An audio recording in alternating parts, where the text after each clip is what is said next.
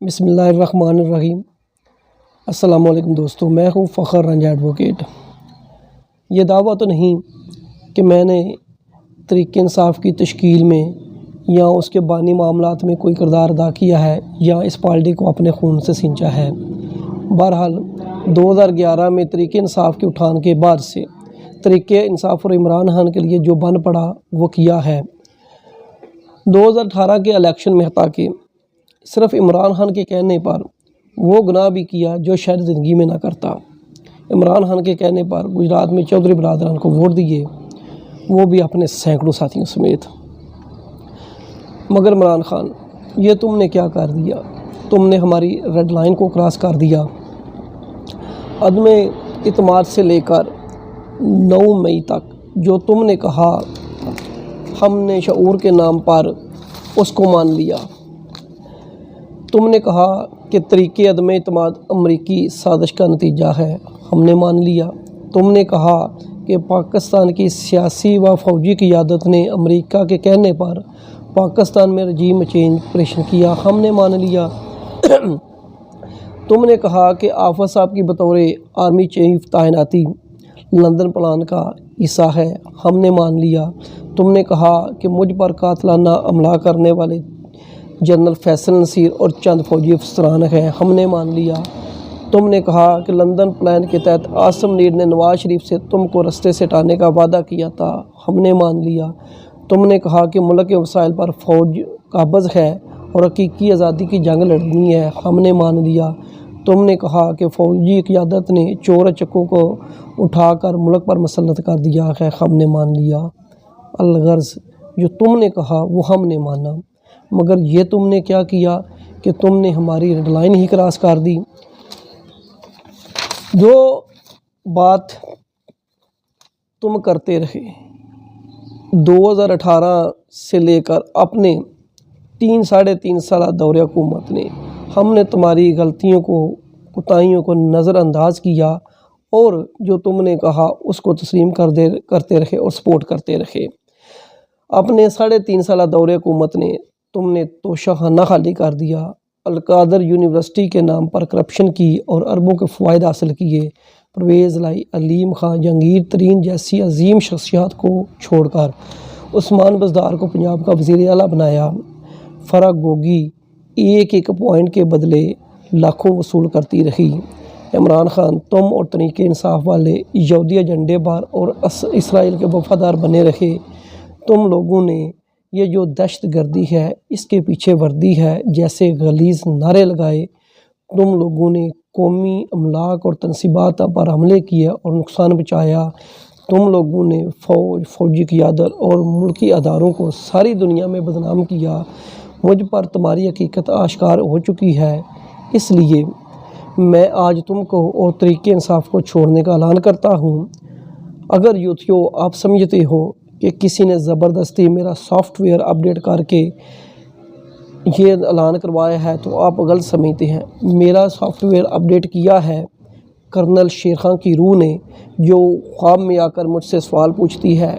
Major general अजीज़ भट्टी शहीद की भतीजी ने, जो अपने चचा की यादगार से लिपट कर रो कर पूछ रही है।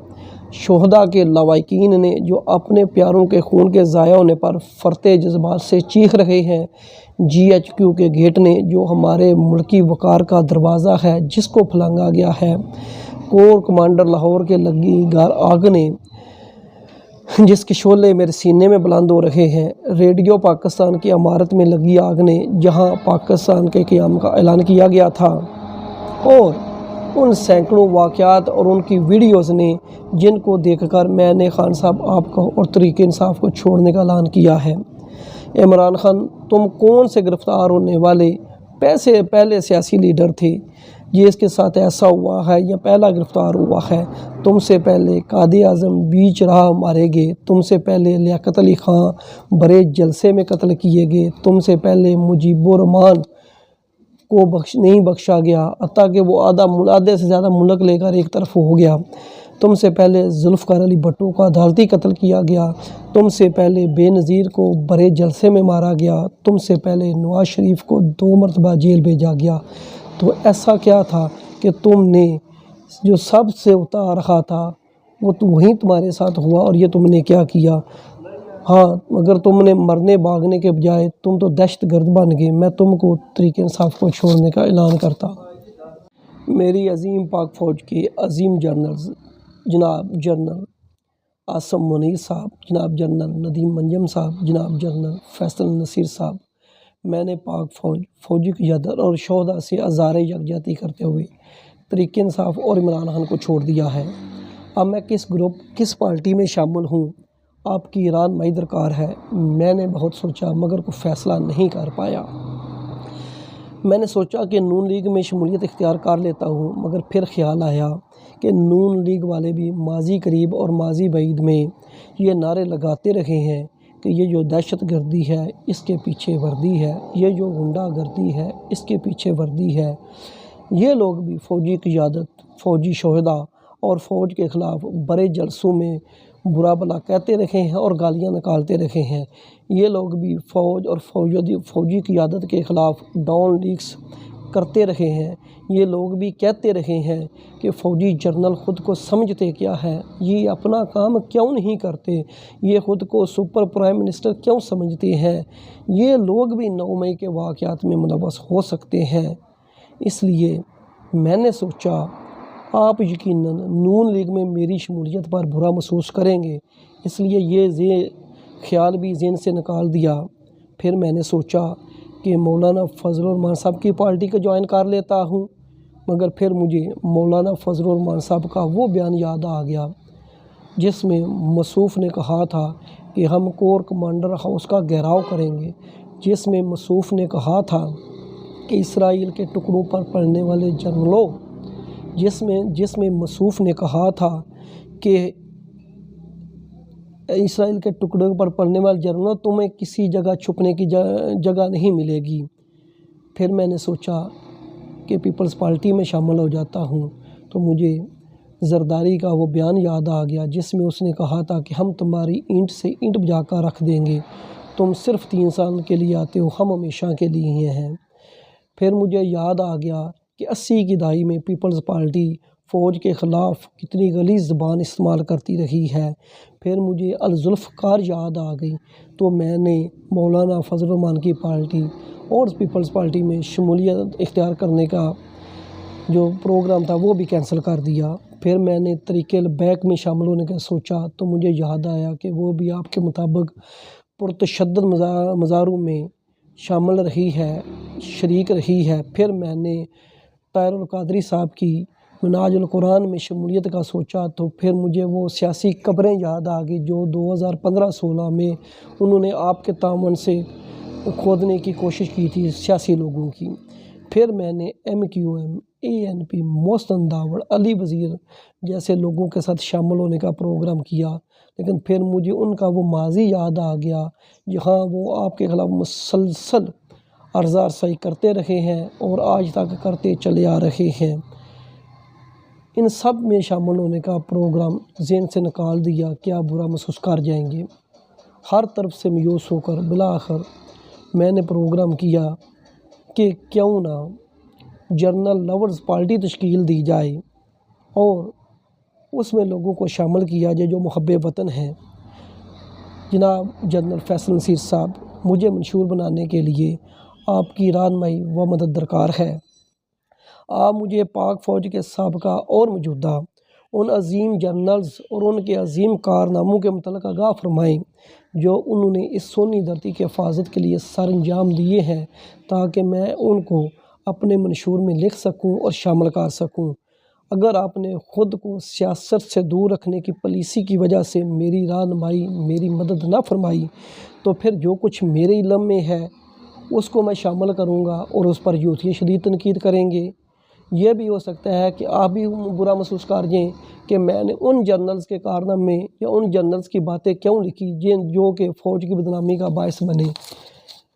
مثلاً اگر میں جنرل ایوب صاحب کے متعلق کوئی اچھی چیز اپنے منشور میں شامل کرتا ہوں تو یہ یوتھیاں پوچھیں گے کہ اگر مظاہرین کا کور کمانڈر ہاؤس میں داخل ہونا اور وہاں پر مظاہرہ کرنا غلط ہے تو پھر جنرل ایوب کا پریزیڈنٹ ہاؤس میں داخل ہونا اور قبضہ کرنا کس طرح درست ہے، اور وہ بھی 10 سال تک۔ پھر وہ پوچھیں گے کہ جنرل یحییٰ کا پریزیڈنٹ ہاؤس پر قبضہ کرنا، داخل ہونا کس طرح درست ہے، اور وہ بھی اتنے زیادہ سالوں تک۔ پھر وہ پوچھیں گے کہ جنرل ضیاء کا پریزیڈنٹ ہاؤس میں داخل ہونا اور قبضہ کرنا، وہ بھی 10 سال تک کس طرح جائز ہے۔ پھر وہ پوچھیں گے کہ جنرل مشرف کا پریزیڈنٹ ہاؤس میں داخل ہونا اور قبضہ کرنا کس طرح درست ہے، وہ بھی 10 سال تک۔ اگر میں 9 مئی کے واقعات کی انکوائری کی بات کروں گا کہ کور کمانڈر ہاؤس پر ہونے والے عملے اور دیگر جگہوں پر ہونے والے عملوں کی انکوائری کی جائے اور ان دہشت گردوں اور شر پسندوں کو سزائیں دلوائی جائیں، تو پھر وہ یوتھیا پوچھیں گے کیا آپ نے general Yahya Khan, general Ayub, general Zia, general Musharraf کو دہشت گرد شر پسند قرار دے لیا ہے؟ کیا آپ نے ان کے خلاف کوئی کارروائی کر لی ہے؟ پھر وہ یوتھیا پوچھیں گے اگر کور کمانڈر ہاؤس کا تقدس ہے تو کیا یہ جو پریزیڈنٹ ہاؤس ہے، وزیر اعظم ہاؤس ہے، ان کا کوئی تقدس ہے یا نہیں؟ اگر میں یہ کہوں گا کہ یہ کور کمانڈر ہاؤس کی عمارت ہمارے قومی وقار کی علامت ہے، تو پھر وہ یوتھیا پوچھیں گے کیا یہ جو پریزیڈنٹ ہاؤس ہے، وزیر اعظم ہاؤس ہے، پارلیمنٹ ہے، یہ عمارتیں ہمارے قومی وقار کی علامت ہیں؟ یہ جو ریڈیو پاکستان، یہ جو ٹیلی ویژن پاکستان، جس پر ہر آنے والا جرنل، مارشل لا لگانے والا جرنل پہلے قبضہ کرتا ہے، کیا وہ ہمارے قومی وقار کی علامت نہیں ہے؟ کیا ان میں جب گھسا گیا تو اس وقت قومی وقار مجروح ہوا تھا یا نہیں ہوا تھا؟ اور ان گھسنے والے لوگوں کو شرپسند اور دہشت گرد قرار دیا گیا تھا یا نہیں قرار دیا گیا تھا؟ اگر میں یہ لکھوں کہ ہمارے جرنل پاکستان کی سلامتی کے ضامن ہیں، تو پھر یہ یوتھیا پوچھیں گے اگر پاکستان کی سلامتی کے ضامن یہ جرنل ہے تو جب پاکستان 1971 میں 2 ٹکڑے ہوا تو اس وقت پاکستان کا سربراہ کون تھا؟ وہ کوئی فوجی جرنل تھا یا کوئی سویلین تھا؟ اگر میں جرنل اشفاق پرویز کیانی کا لکھوں گا تو وہ پوچھیں گے کہ وہ اس وقت کہاں ہے، آسٹریلیا میں جزیرے کس کے ہیں؟ اگر میں جنرل عاصم باجوہ کا پوچھوں گا تو وہ پوچھیں گے کہ عاصم باجوہ اس وقت کہاں ہے اور پاپا جونز میں کس کے شہر ہیں؟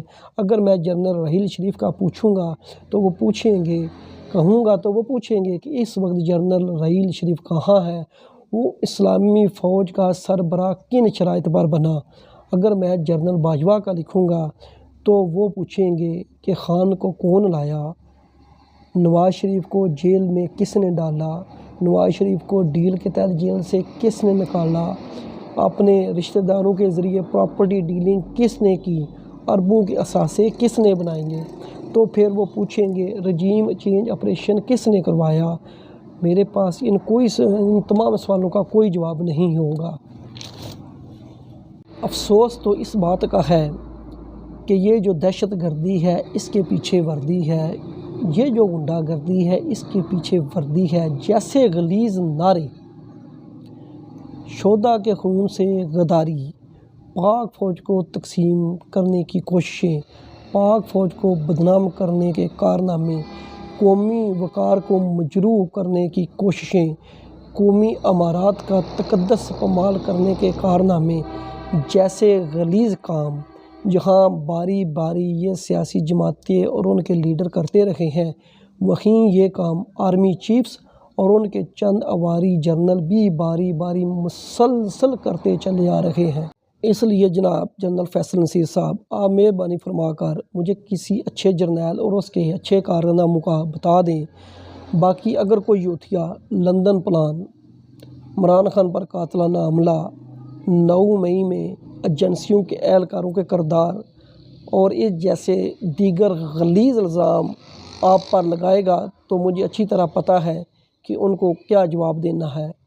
جواب یہی ہے کہ یہ فوج اور عوام میں بیرونی جو سرپرست ہیں ان کی مدد سے اندرونی شرپسندوں کی طرف سے درار ڈالنے کی کوشش ہے پاک فوج اور عوام میں، جس کو ہم عوام کی طاقت سے ناکام بنا دیں گے۔ جناب جنرل فیصل نصیر صاحب، اگر جنرل لورز پارٹی تشکیل دینے میں آپ نے میری مدد نہ کی تو میرے پاس ایک ہی حل بچے گا، وہ حل صرف جماعت اسلامی۔ مسئلہ تو مگر یہ خراب ہو گیا ہے کہ جماعت اسلامی نے بھی تحریک انصاف سے اتحاد کر لیا ہے، یعنی جماعت اسلامی کے ذریعے تحریک انصاف میں دوبارہ شمولیت، یعنی جتھے دا یوتھیا اتھے ہی آ کھلوتا۔ ہاں، جن سینکڑوں ساتھیوں سمیت اعلان کرنا تھا انہوں نے کہا ہے حل صرف عمران خان۔